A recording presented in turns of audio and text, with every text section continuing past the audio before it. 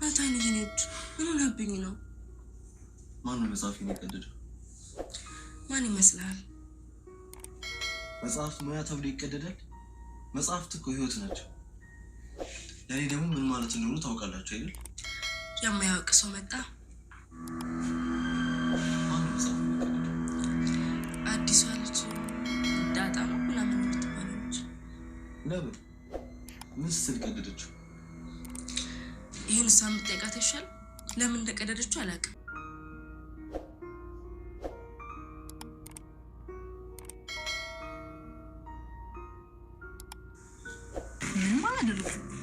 መጽሐፎችን ለምንድን ነው የቀደድሽው? እሱ ነው እንዴ? ስራሽን ማቃለልሽ ነው? መጽሐፎቼ ማለት ለእኔ ጓደኞቼም የእውቀት አባቶቼ ማለት ናቸው። ለምንድን ነው እንደዚህ ያደረግሽው? ኤቢ እኮ ናት ቅደጁ ልቅረጽሽ ብለኝ እኮ ነው። ኤቢ ምን? አዎ እሷ ነች። የሆነ ቲክቶክ ላይ ትሬንድ ምናምን ተጀምሯል። ልቅረጽሽና እየቀደድሽው ቀርጽሽ ከዛ አለቅሻለሁ ታዋቂ ትሆኛለሽ ምናምን አለች። እሺ ተንኮለኛ። ቆይ መጣሁ፣ እዚሁ ጠብቂ። ያሰበችው ሳይሳካላት ቀረ። ዳጣን እንዲህ በቀላሉ ምንቅር አድርጌ አውጥቼ ከቤተሰቦች ወንጥዬ በቃ የምወደውና የማፈቅረው ልጅ በእጅ አስገባለሁ ብላ አስባ ነበር፣ ግን አልተሳካላትም። እንግዲህ ዳጣ ቤተሰቦቿን አግኝታለች። ከ18 ዓመት በኋላ ድካም በኋላ ከጎዳና ላይ ተዳዳሪ ሆና በመጀመሪያ እነ ምሳሌ ላይ እነ ብሩክንና እነ ሞገስን ካገኘች በኋላ በሞገስ ጥረት ምክንያት በቴሌቪዥን በመቅረብ ቤተሰቦቿን አግኝታለች። ግን የሚገርመው አባቷን ነው ያገኘችው እና እህት ወንድሞቿ እናቷ እስካሁን አላገኘችም። አባቷን ግን ያው እንግዲህ ሌላ ህይወት መስርቶ እህትና ወንድሞች ወልዶላት ተዋውቀዋለች። ልጁ እሱም አምኗል። ግን ደግሞ ሚስቱና ቤተሰቡ እንዲበተን ስላልፈለገ አባዬና እናቴ ወንድሞች እያለች እንዲያትጠራም አስጠንቅቋታል። አሰላሙ አለይኩም ወራህመቱላሂ ወበረካቱ። ውድና የተከበራችሁ የቻናል ቤተሰቦች ሙስሊም ክርስቲያን ወገኖች በአለም ዳርቻ ያላችሁ ሰላማችሁ ይብዛ እያልኩ ለቤት አዲስ ሆናችሁ ሰብስክራይብ በማድረግ የደወሏን ምልክት በመጫን ቤተሰብ ሁሉ ላለሁኝ ነባሮች ደግሞ ላይክ ሼር እያደረጋችሁ አበረታቱኝ። ድራማው ሲጀምር እንዴት ነው ልጄ? ቤቱ ተመቸሽ? ልጆቹስ ተመቹሽ? ውይ ተመቹ ብቻ የሌለ በቃ ተመችተውኛል። በቃ ደስ እንዳላት በተለይ ደግሞ መጨረሻ ላይ የምትወለደው ልጅ ልክ እንደ እህቷ እንደ ቤተሰቡ አድርጋ በቃ እንደ ጓደኛ አድርጋ ተቀብላታለች። በቃ ዳጣም ቀለል ያለች ሳቂተኛ ጨዋ ታዋቂ ስለሆነች ለትንሿ ልጅ የሌለ ተመችታታለች። ትንሿ ልጅ አጫዋች ናት። በተለይ ትልቅ እህቷ አትመቻትም። ተንኮለኛ መሆኗን አውቃ ነው መሰል በትንሽ በትልቁ ምንም አትመቻትም።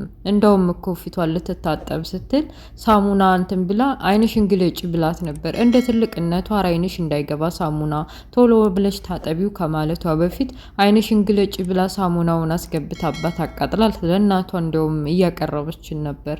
እህቴ እንደዚህ አደረገችኝ እያለች እናትየዋም ትልቋ ልጅ ከአቅሟ በላይ ስለሆነች ምን ማድረግ እንዳለባት ግራ ገብቷት ለምንድን ነው እንደዚህ የምታረጊያት?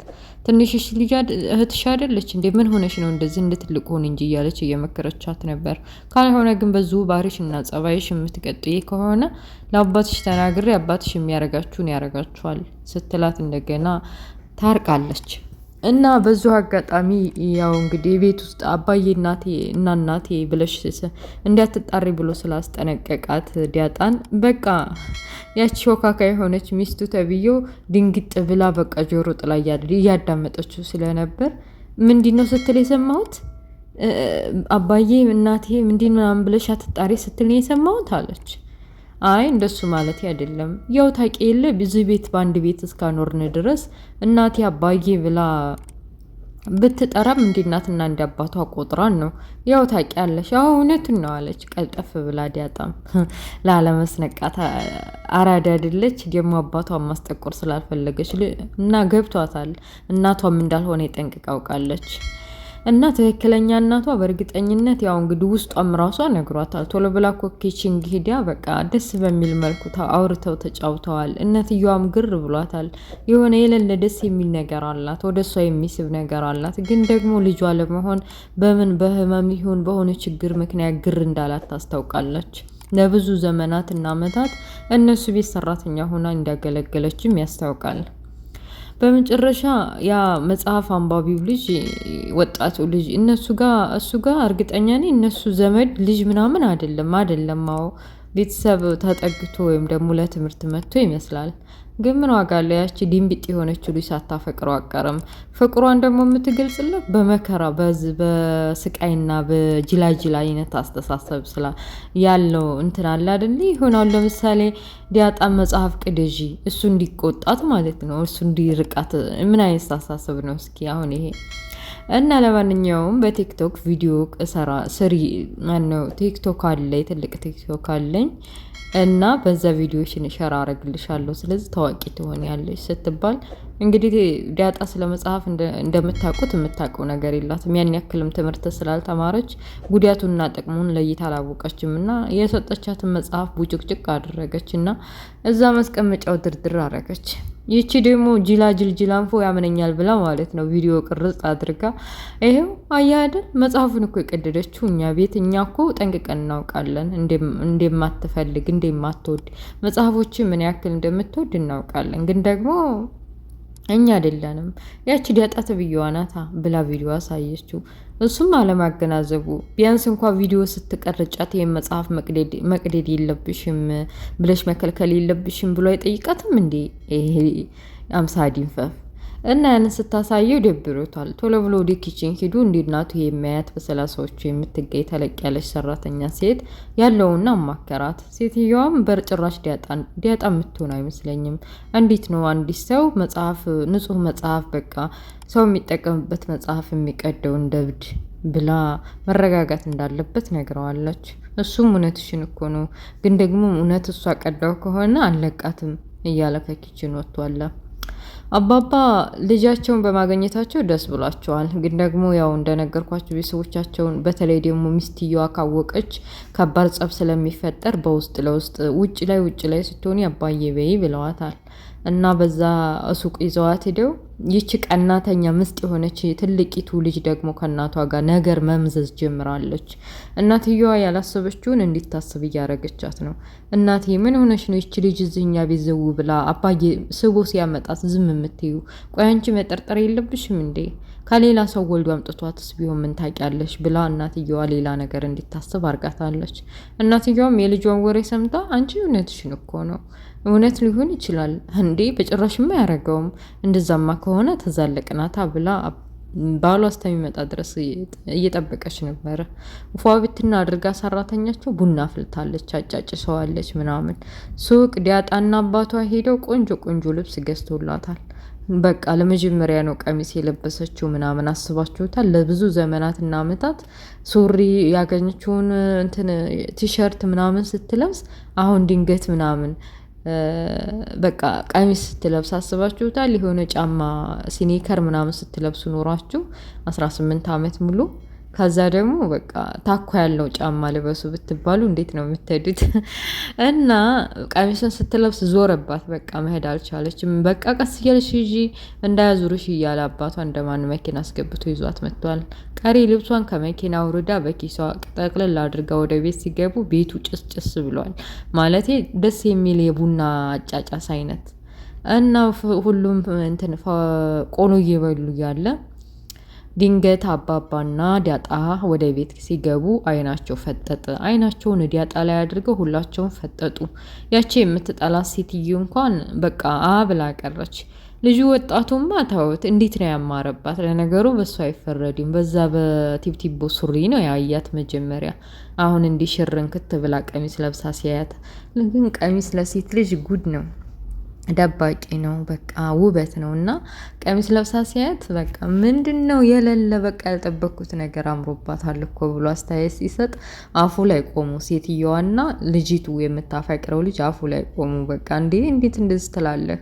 ምን አገባህ ማለት ማን ነው የሚያምረው ደግሞ ምኗ ነው የሚያምረው እያሉ ሁለቱም ተንጣጡ።